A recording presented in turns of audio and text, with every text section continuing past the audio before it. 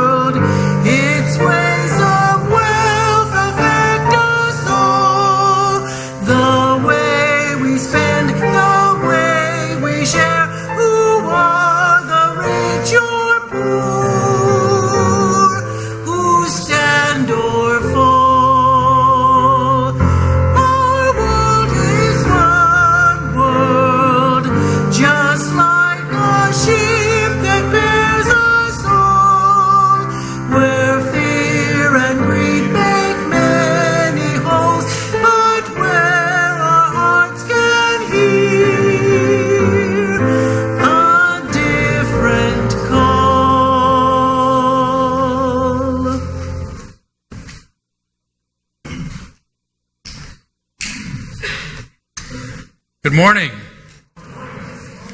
Welcome to the Unitarian Universalist Church of Spokane, where our mission is to join together to create a nourishing, liberal religious home and to champion justice, diversity, and environmental stewardship in our wider world, or in short, to create community, find meaning, and work for justice. Welcome to one and all. Great to see you here this morning. Great to embrace all that you bring with you to this space, all of your unique beliefs, background, lifestyle, all the experiences that make you who you are welcome here today. This, of course, includes those of you who hear us say this each Sunday, as well as those who might be hearing it for the first time. You're equally as welcome, and this includes those of you who are also streaming live with us this morning. We're also glad to have you joining us. Actually, I know some of you will be streaming when we're not live later in the week. You're welcome too, so there's a shout out for you for the first time. But we're glad to reach out in so many ways, and glad to have all of you here. I don't want to take up a lot of time with announcements this morning because I have a long sermon.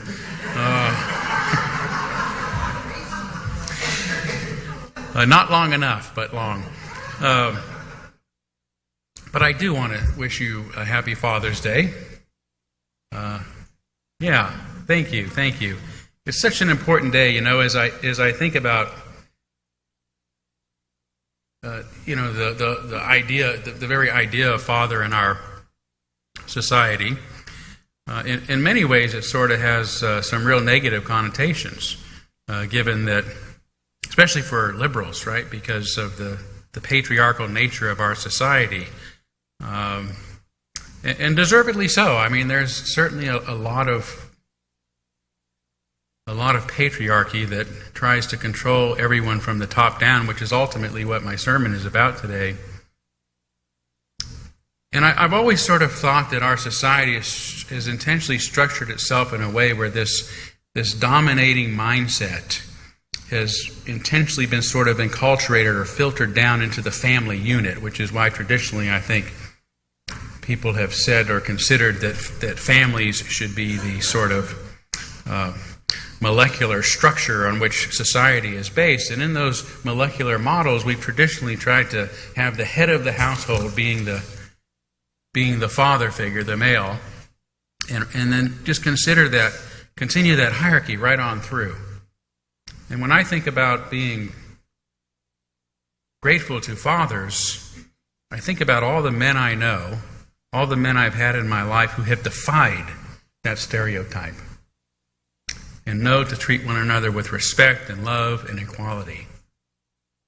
And so I think I thank all of you because I know that all the men in this room and so many more in our world defy that cultural imposition to let their humanity shine forth in their love and their care for others. So thank you, and happy Father's Day.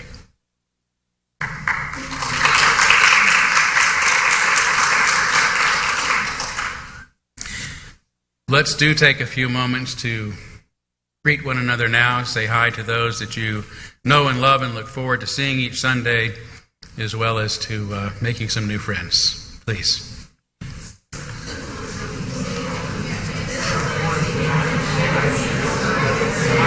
I realize we're missing something.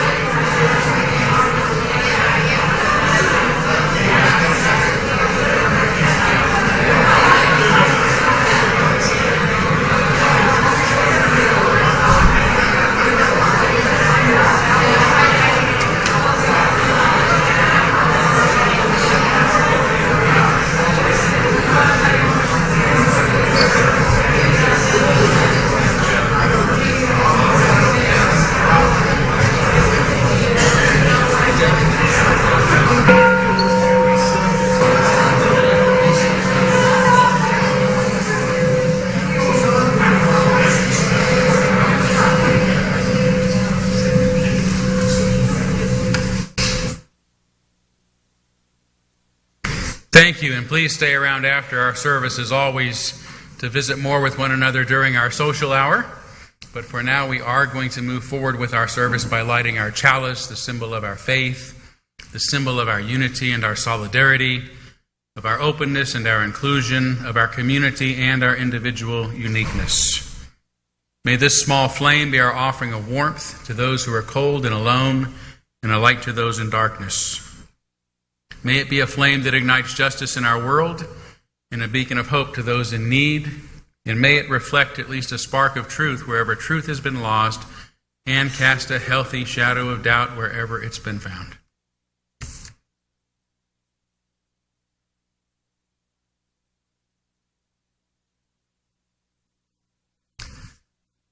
Our opening words this morning come from Gordon B.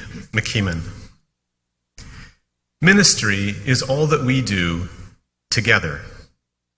Ministry is that quality of being in community that affirms human dignity, beckons forth hidden possibilities, invites us into deeper, more constant, reverent relationships, and carries forward our heritage of hope and liberation. Ministry is what we do together as we celebrate triumphs of our human spirit, miracles of birth and life, wonders of devotion and sacrifice. Ministry is what we do together, with one another, in terror and torment, in grief, in misery and pain, enabling us in the presence of death to say yes to life.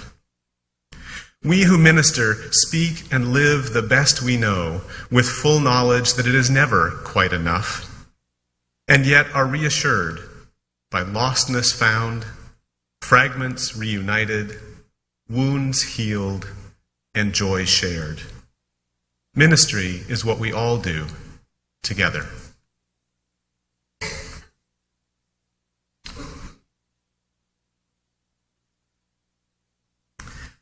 Well, we're marking a special passage today, as we do 4 times a year. In 2 days, it will be the summer solstice. And you will notice that we've changed our banner to the right of the pulpit. It is now the summer banner. And I would invite you to rise as you're willing and able to sing Chant for the Seasons to mark this special time on the earth.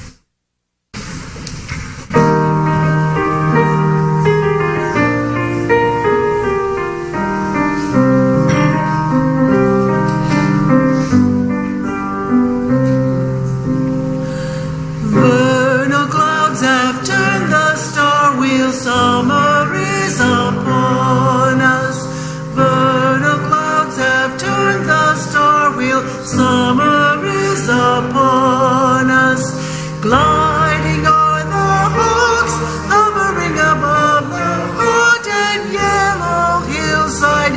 Vernal clouds have turned the star wheel. Summer is upon us.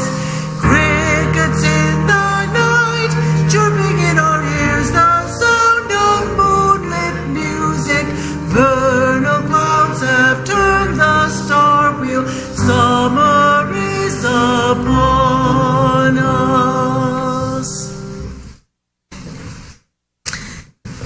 Now it's time for the story for all ages, and if there are any children or young at heart to come and willing to come sit here, even though I don't have a book, no pictures, nothing to read, but I have a hint, a little hint. If you look at this, what is this?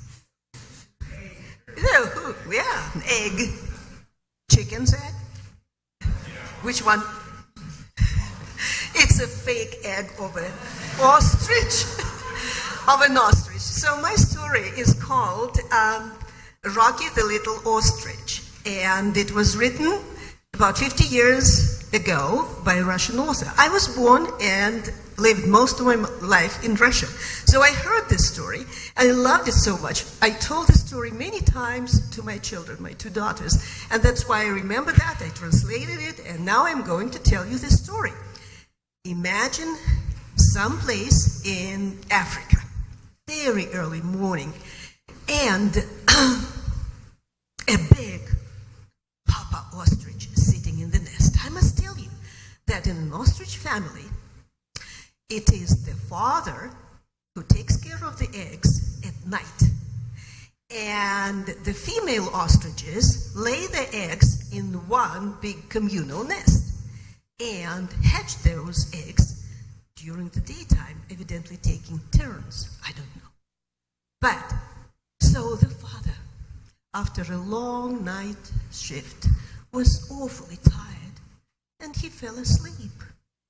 Naturally, he did not hear the knock, knock, knock, tap, tap, tap sound coming from one of the eggs. Soon, the eggshell cracked, and the little baby ostrich peeked through the opening. So the father, deep in sleep, decided to go out of the eggshell and explore the outside world on its own. What fun! He made several steps and then stopped. Gosh, he realized he did not know what to do next. What is the thing that those baby ostriches do? There must be somebody who can help me, thought the little Rocky ostrich. And he proceeded walking. Pretty soon, he saw a monkey in the tree. The monkey was swinging on the branches like an acrobat in a circus. "Excuse me," said little Ostrich. "I wonder if you know what a little chick like me must do when he's out of his nest." "Nope," said the monkey. "I'm very busy, you see," continued swinging. Rocky proceeded walking when suddenly he heard a hissing sound and saw something very long and wiggly crawling behind the tree. Yes, it was a snake. "Wow," said Rocky, "you have such a beautiful, shiny skin. May I ask you for help? Do you mind telling me what must I do when I'm just out of my nest?" "I'm not sure about you," said the reptile, lifting its head. "Personally, I would prefer to have my breakfast first. Especially when my breakfast is right in front of me." "Oh, sorry to bother you," said little Rocky, "but maybe you know somebody who can know the answer to my question." Impressed with very good manners of the little chick, Reptile changed his mind to have a chick for breakfast. And said the reptile, "You know, we have a parrot.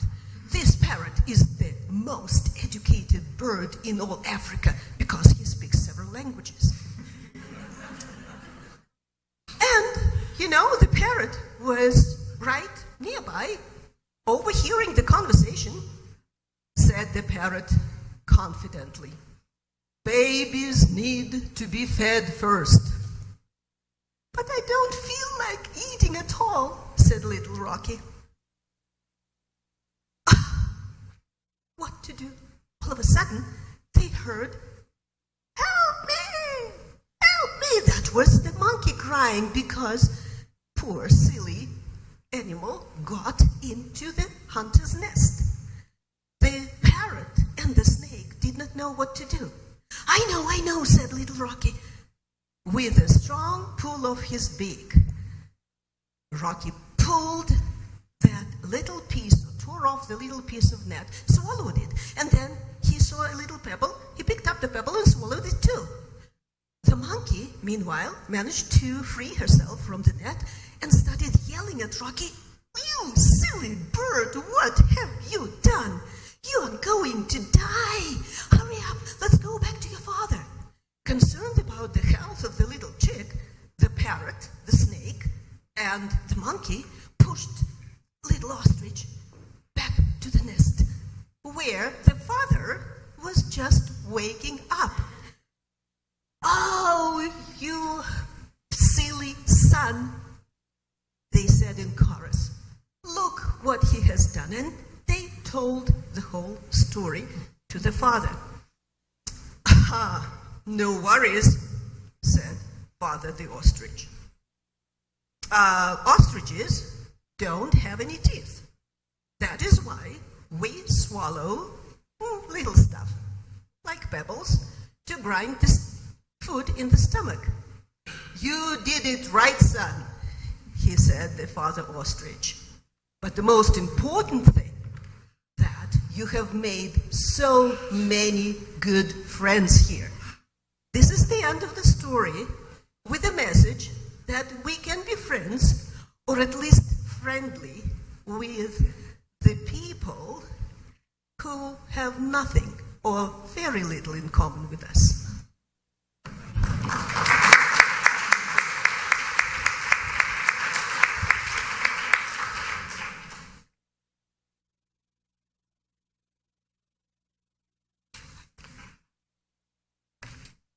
We now gratefully give and receive this morning's offering, which sustains this community and our mission to the larger world.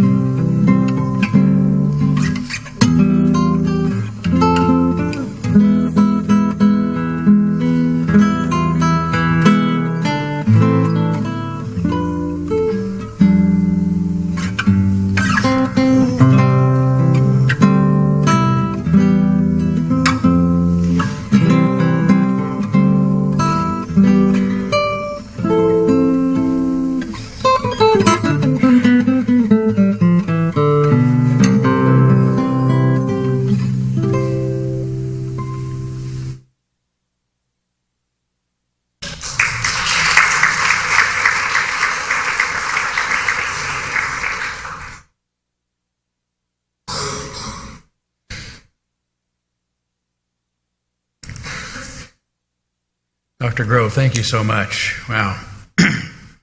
I simultaneously would manage to be both in awe of your skill and emotionally moved by the quality of the music. So, yeah.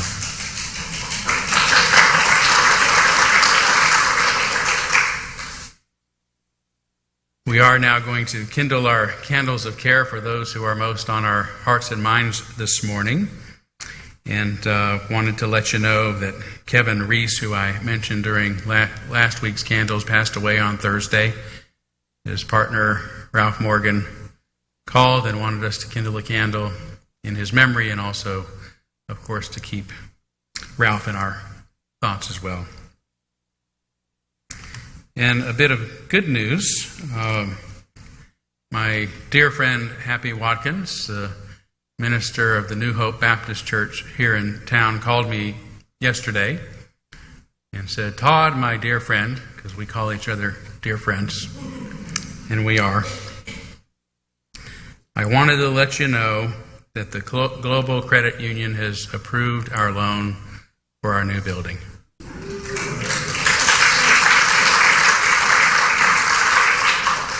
And he said, "You're the first person I'm telling." And he wanted me to thank you. He said when he first looked at this monumental task of trying to find funding to move, that we were the first people he thought of and the first people he came to, and the first people who responded and launched, and are still actually members contributing to help this vital institution in our community continue on into the future and to grow. As those who may have heard my sermon several weeks ago now, the black church means something a whole lot different than church means to most folk in our society. It's not just a spiritual home. It has been a home that historically has provided what the government would not: legal aid, financial aid, lending, groceries, protection, And that must continue until there's no longer any need, which I hope comes someday soon. But so we kindle this candle just in celebration for Happy and his congregation, and in gratitude for you.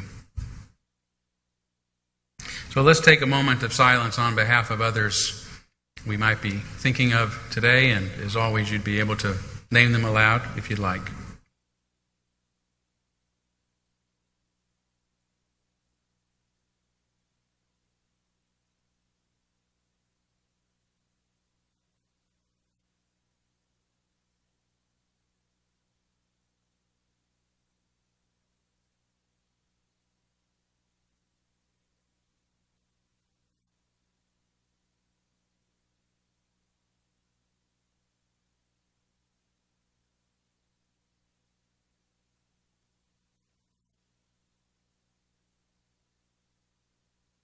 Those named aloud and those embraced in our silence, and all those who are suffering in our world at this hour, we hold in our community with compassion.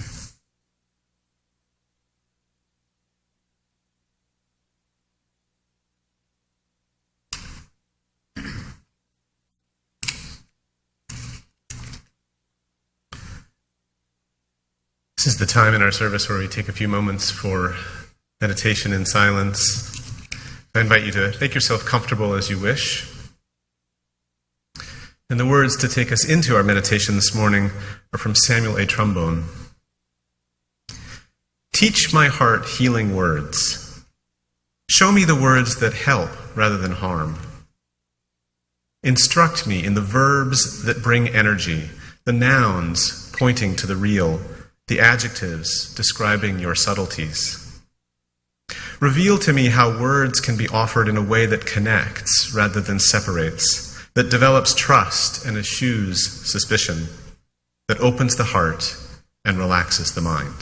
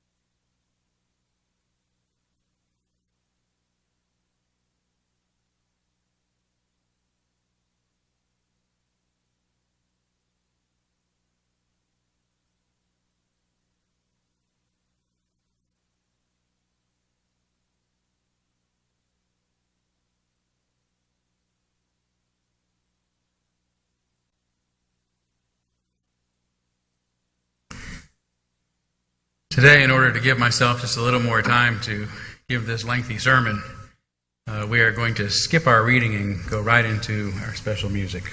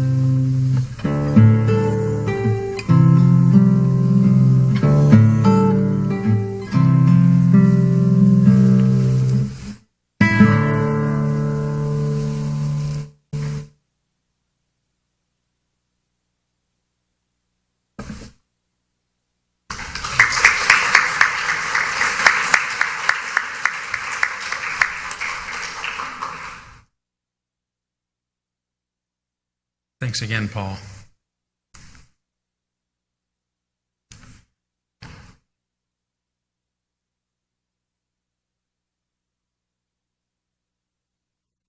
I was looking at the title of my sermon and realizing how provocative it is.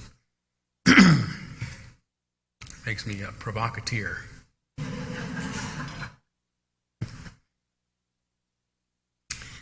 So, as I'm sure you've heard by now, there was a shooting this week at a Republican congressional baseball team in Alexandria, Virginia, resulting in the death of the alleged shooter and 4 people being wounded, including House Majority Whip Steve Scalise.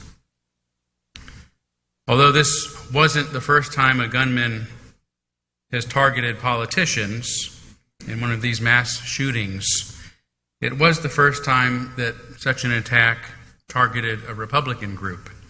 And I trust that people of goodwill everywhere, no matter their political leanings, are united in our contempt for such violence. When I learned the alleged shooter had been a Bernie Sanders volunteer and was disturbed by Trump's election, I thought this man may have shared some of my liberal beliefs, but he did not share my liberal values. Silencing others through violence, bullying, shame, or any other means is not liberal. Liberal comes from the Latin word meaning freedom, and being liberal is about people being free. Being free to speak, free to be who they are, free to believe what they want, free to participate, to work, to exist, to live, and to move about. History suggests that the first step in subjugating others is suppressing freedom of speech. For if speech can be controlled, ideas can be controlled, and if ideas can be controlled, people can be controlled.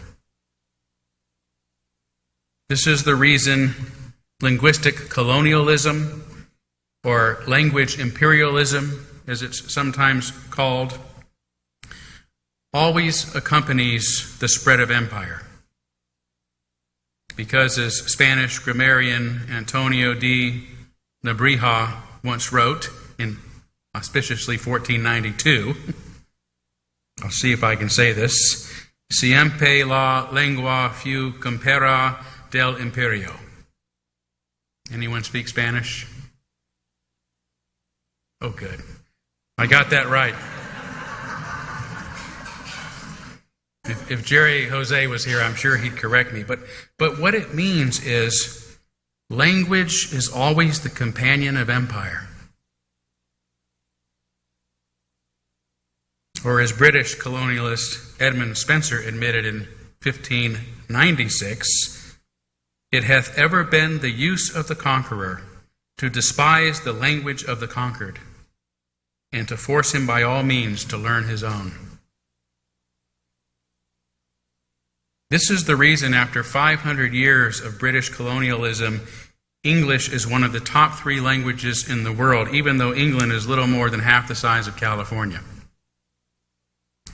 And why even more people around the globe speak Spanish, though Spain itself is about as big as Texas.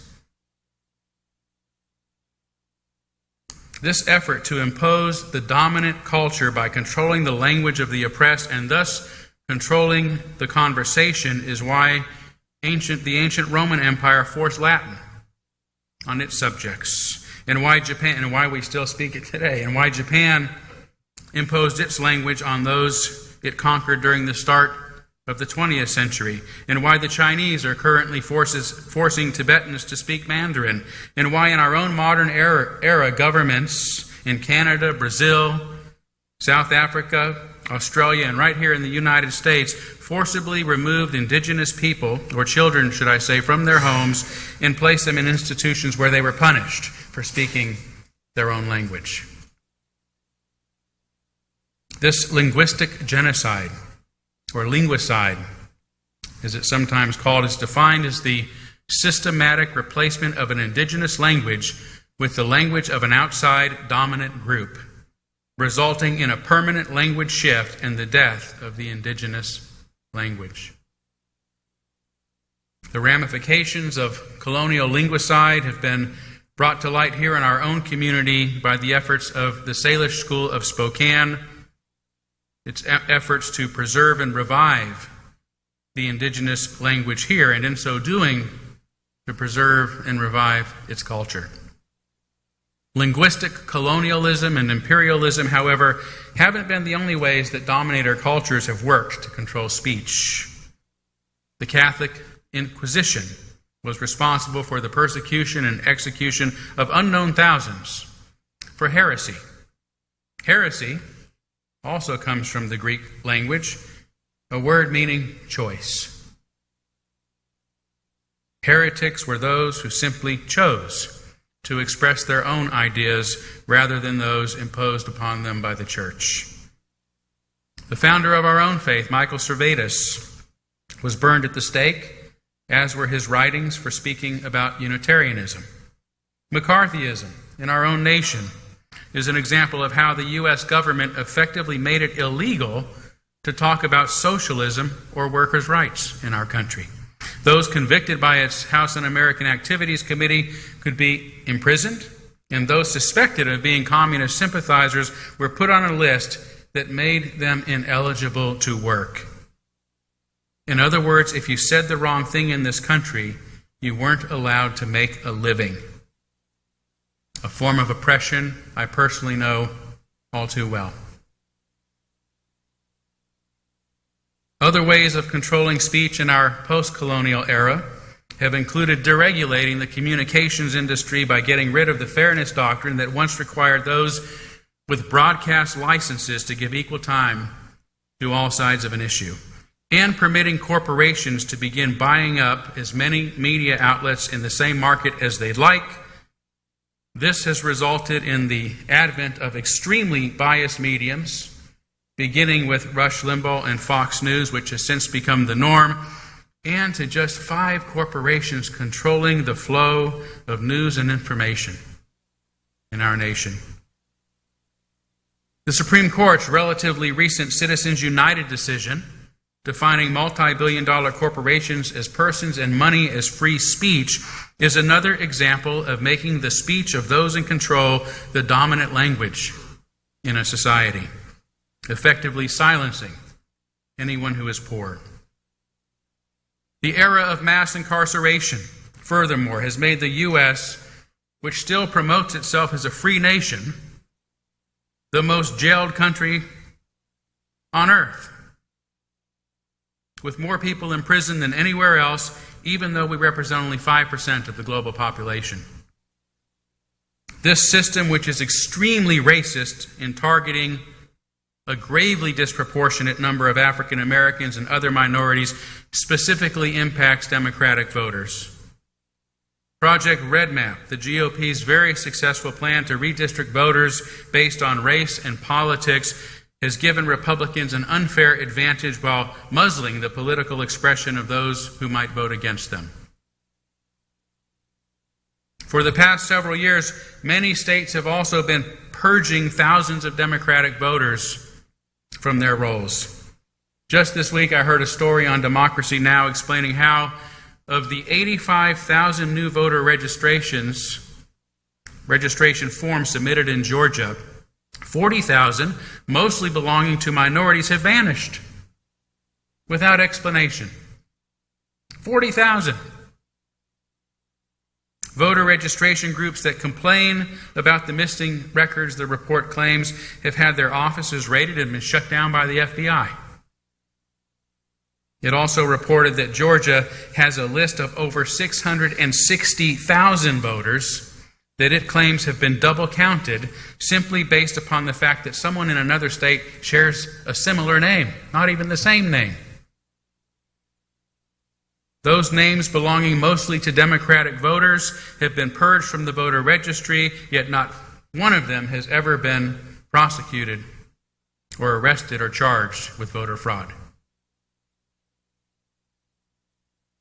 All of this is to point out that controlling the speech of others to maintain power and control comes in many forms, from colonization to re-education, to making certain languages or ideas illegal to speak, to suppressing the voices of others through imprisonment and disenfranchisement, and sometimes through violence and murder like what happened in Virginia this week. But what I'm concerned about today is that some of these tactics are being used to silence others by people who claim to share my values.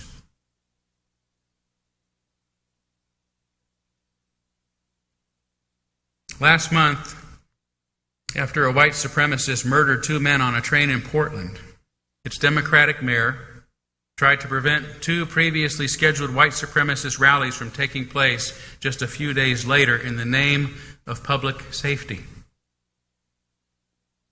It made me wonder how, traumatized as the Portland community must be, Mayor Wheeler's attempt to usurp the First Amendment in the name of public safety differs from President Bush's signing the Patriot Act into law just a few weeks after 9/11, allowing the government to hack our email, computers, phones, financial records without permission, all in the name of safety. This is why the American Civil Liberties Union intervened on behalf of the white supremacist groups, not because they agree with their despicable ideas, but because, as the ACLU has said in response, it may be tempting to shut down speech we disagree with, but once we allow the government to decide what we can say, see, or hear, or who we can gather with, history shows us that the most marginalized will be disproportionately censored and punished for unpopular speech. If we allow the government to shut down speech for some, we will all pay the price down the line. The day after the horror in Portland, just a few miles north in Olympia, Washington, student protesters in Evergreen State College began demanding biology professor Brett Weinstein be fired for being a racist. As I understand the controversy, and actually I just found out this morning Paul's daughter is a student there, and that perhaps the media has overplayed or misstated the controversy a bit, but from what I understand, it centers around this tradition called Day of Absence, during which students and faculty of color stay off campus, firstly as a symbolic gesture to point out that systems of racism cannot exist without those they oppress, and secondly, for them to meet elsewhere to discuss ways of making their college more supportive of all students. This year, however, at least according to the reports, a university administrator only suggested that white students and faculty should stay away on the annual Day of Absence instead, which Professor Weinstein objected to, stating that on a college campus, one's right to speak or to be must never be based on skin color. Weinstein, at least temporarily, has moved his classes off campus for his own safety and that of his students, and reportedly has had to move his family into hiding. I don't know much more about this than what I've stated. And I don't know if Professor Weinstein may have said things in the past to otherwise justify accusations of him being a racist. What I do know is that this incident will have a chilling effect on other professors who will now be afraid to speak about race-related issues. And this, I believe, is partially the reason for some of these protests, to reinforce awareness that such dissent will not be tolerated, which to me is a form of fascism. This past April, violence broke out at Auburn University as students there protested a speech by white nationalist Richard Spencer. Some prevented him from being heard by shouting him down. Something similar happened at UC Berkeley a month earlier when another white nationalist, Milo Yiannopoulos, was invited to speak there. the very birthplace of the free speech movement. And in March, dozens of students at Middlebury College in Vermont silenced the speech of conservative political scientist Charles Murray. In all these instances, those being protested held views that I personally deplore. But like the ACLU, like those who hold liberal values everywhere, I cannot condone silencing the voices of people I disagree with.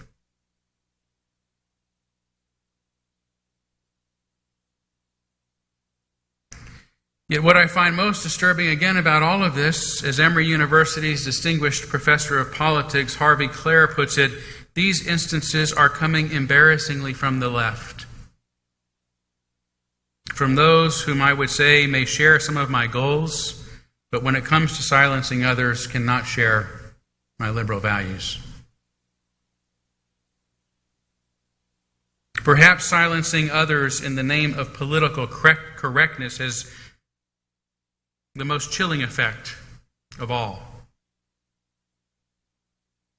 In his recent essay on the subject, author William Deserwitz, a contributor to the New York Times, The Atlantic, Harper's, The Nation, The New Republic, and The American Scholar, whose work has been praised by the likes of Chris Hedges, and who considers himself a liberal, says that many college students he's spoken with say that they often feel too afraid to speak freely among their own peers.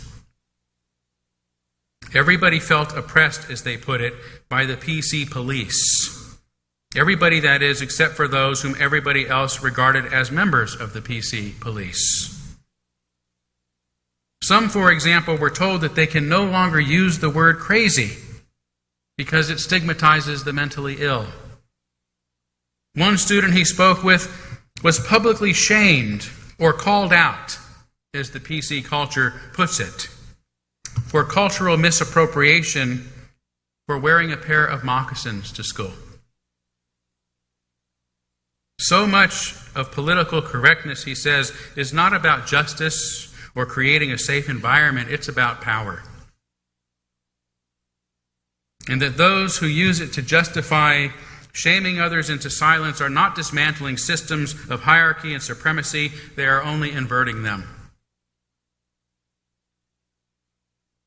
Unlike the campus protesters of the 1960s, today's student activists are not expressing countercultural views. He says they are expressing the exact views of the culture in which they find themselves. If you want to find the counterculture on today's elite college campuses, you need to look for the conservative students.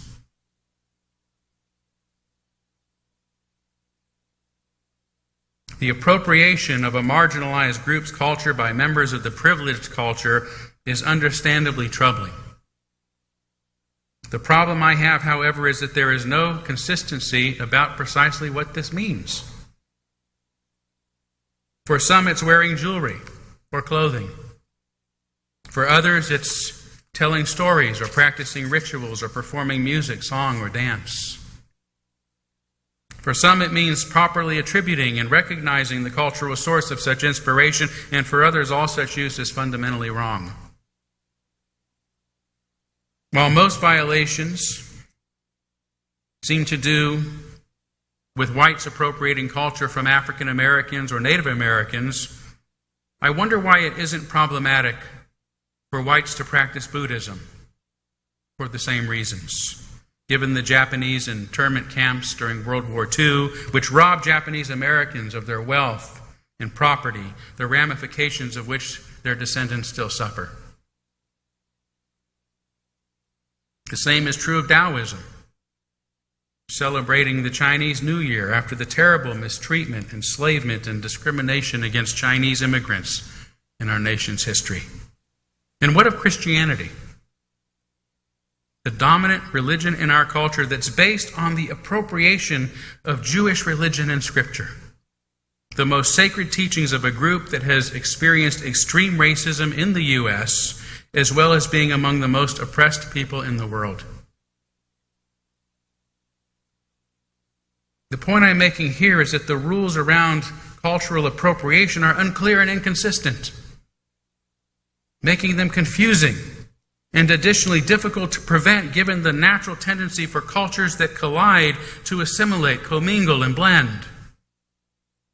I have the same trouble with the concept of microaggressions, a term coined in 1970 by Harvard professor of psychiatry Chester M. Pierce, who originally used it to describe casual comments meant to intentionally degrade marginalized groups and that create cumulative damage over time. Today, however, the experts that I've read on the subject say the meaning of this term has evolved since then, although no one seems to be in complete agreement regarding what it's evolved to mean. Though it seems to now have something to do with unconscious racism, not overt insults, which requires those who accuse others of it to somehow have the power to look into their minds and to know the secret intentions behind their words. Shortly after the recent national election, for example, like many of you, I began wearing a safety pin as a way of saying, I'm safe. That I'm not someone who could ever vote for a person who is so openly racist and misogynistic. Can't do it. To my surprise, I was approached by a young woman, a young white woman, who suggested that it was a symbol of my white privilege, an attempt to appease my own guilty conscience for not actively doing anything to help the black community or to prevent Trump from being elected to begin with.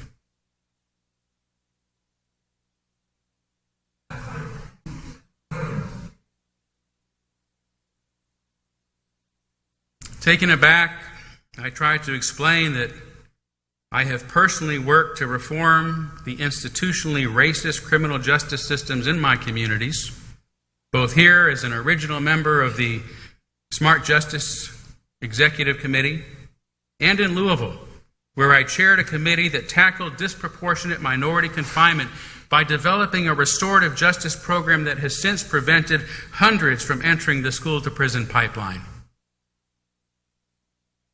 I've also used my voice, a voice that will not be cowered into silence, to call for the radical transformation by instituting a reverse quota system in our prisons, making it illegal to incarcerate more people of any ethnicity than is represented by the overall population. And for the release, complete pardon, financial reparations, and the restoration of dignity to all people of color who have been locked away and disenfranchised due to the politically motivated drug war. Thank you. I also mentioned our church's effort to assist this local black community in its move to a new location. Yet none of this seemed to impress the young woman calling me out. All she seemed to see was a white male micro-aggressively wearing a safety pin.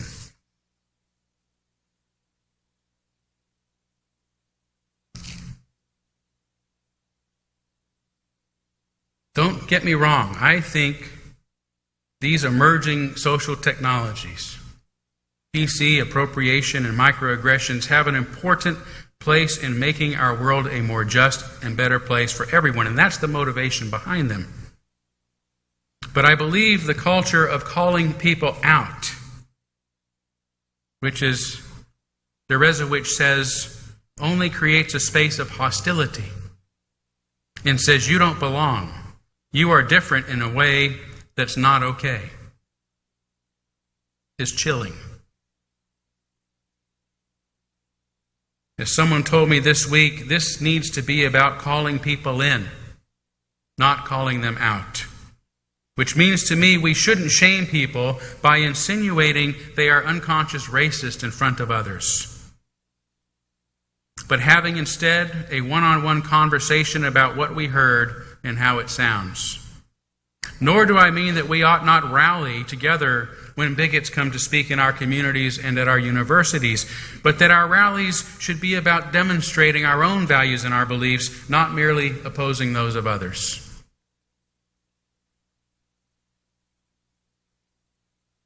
Tomorrow I will be heading to New Orleans to attend the Unitarian Universalist Association's annual meeting or General Assembly, and I leave with a heavy heart.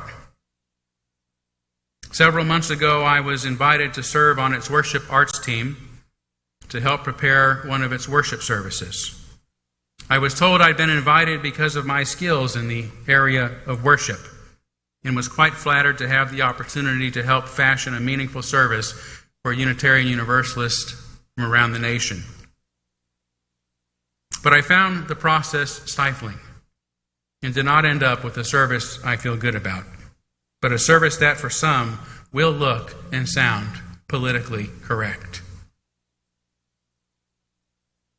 I wanted, for instance, to use the hymn "One More Step," but was told it's on the questionable list. When I asked why, I was told that it might offend people who can't walk.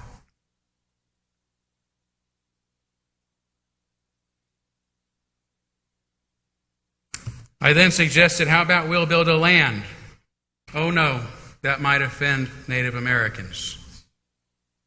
Nor could I include any Native American story, especially the one of the Heyoka I'm so fond of because it's misappropriation. It was insinuated that I could not allow any white men to speak about oppression. And when I was told that my service was the whitest of them all, and began responding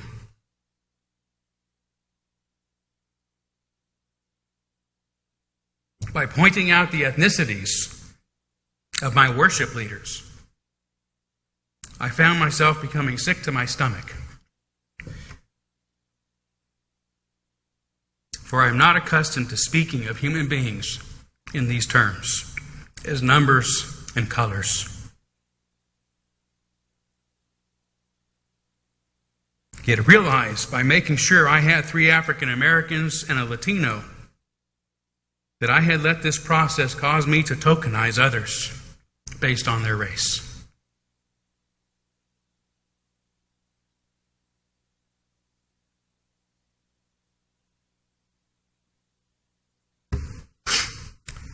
Worse than this, if you haven't heard, about 3 months ago, after a Latino woman was turned down for a position with the UUA that went to a white male, concerns of racist hiring practices within our denomination arose, as they should. I won't go into all the details, but there seem to be 2 accounts. One claiming that we are institutionally racist, and one claiming the individual simply wasn't the best candidate for the job. All of this led to our president, Peter Morales, suddenly resigning from his post, to many other resignations, and to our denomination being in chaos.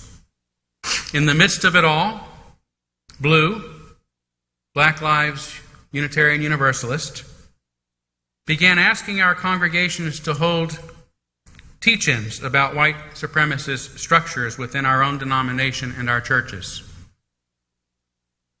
Some of us, for obvious reasons, have been pained by the use of this extreme term, which seems to lump us into the same category as the KKK, the alt-right, and other racist hate organizations.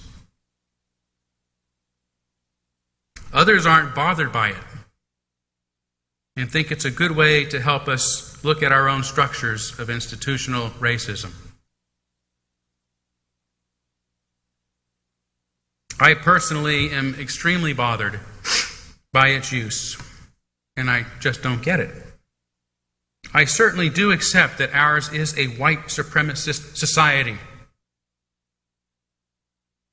The police shootings of unarmed black men, the Jim Crow era of racially motivated mass incarceration, disproportionate poverty, unemployment, inadequate health care, schools, housing, and so on in our nation's African American communities is proof enough of this deplorable reality.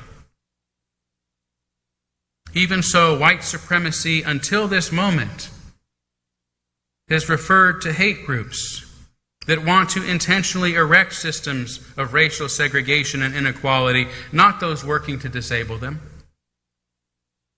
Imperfect and unaware as our own blind spots might be. As Columbia University professor of English John McWhorter writes in his recent Time magazine article on the difference between racial bias and white supremacy, these days the term white supremacy is being used not as an argument but as a weapon.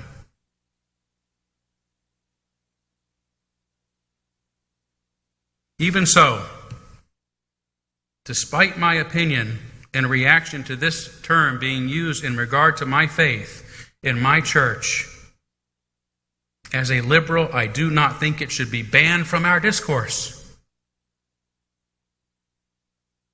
Those who think this term is appropriate should be allowed to express this opinion, just as those who disagree with it should be allowed to express theirs. In fact, I met and spoke with a fellow just yesterday who works at EWU and has some expertise in this area, an African-American gentleman whom I've asked to come lead a workshop for us as a congregation on these issues. So there's more to come on that. And I realize that this sermon is already longer than usual, but not as long as I wish I had time for.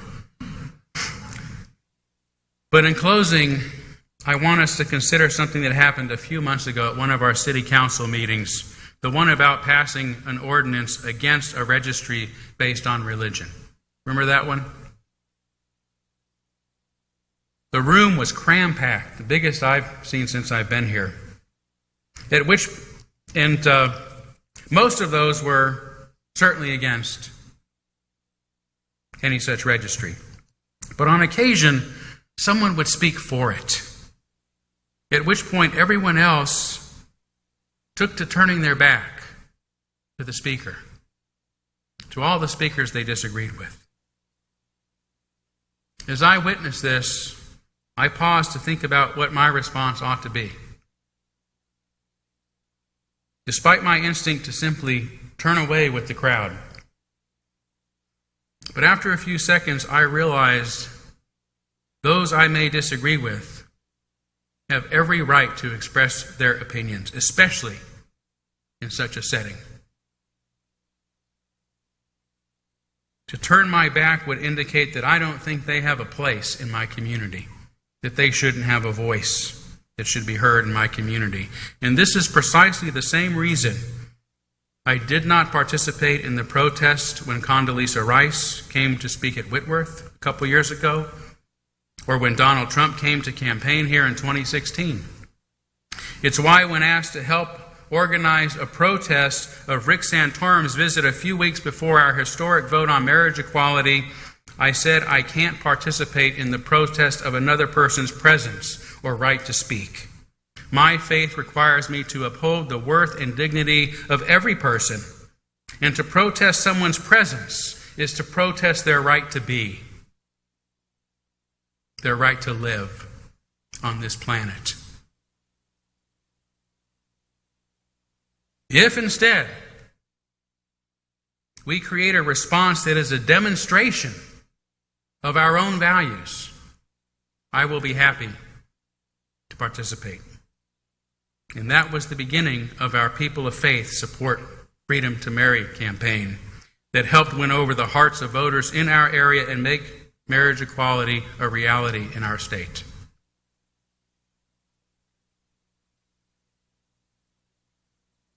I realize some of you may have a different opinion on these difficult issues than me.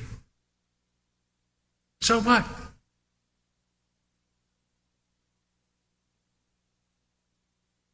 Right?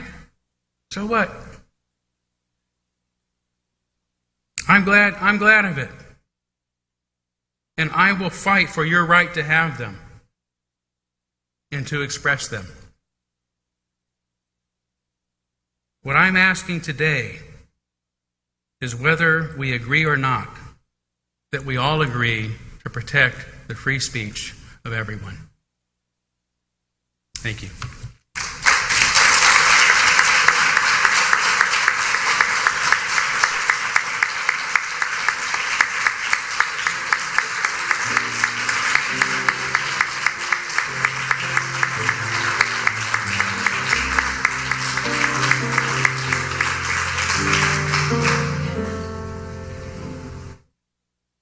You might as well keep standing. Let's sing our final hymn, Break Not the Circle.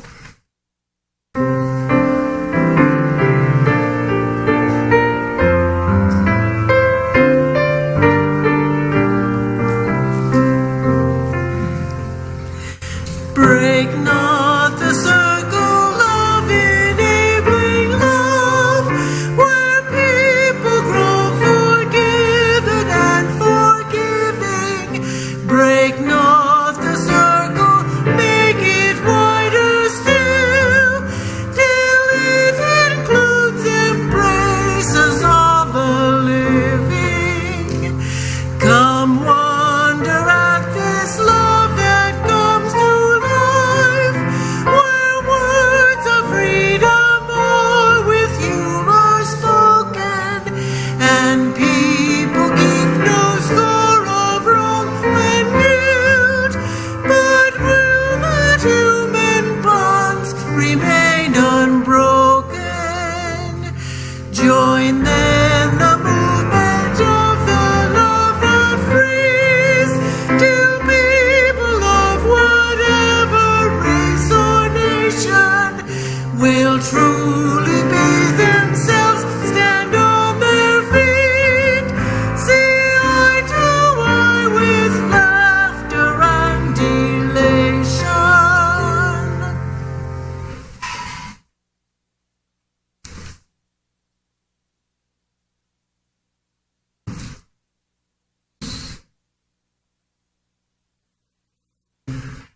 Our benediction this morning comes from Barbara Hamilton Holway. Go now in peace. Deeply regard each other. Truly listen to each other. Speak what each of you must speak. Be ready in any moment to disarm your own heart and always live as if a realm of love has begun. Amen. Blessed be. Salam alaikum. Shalom.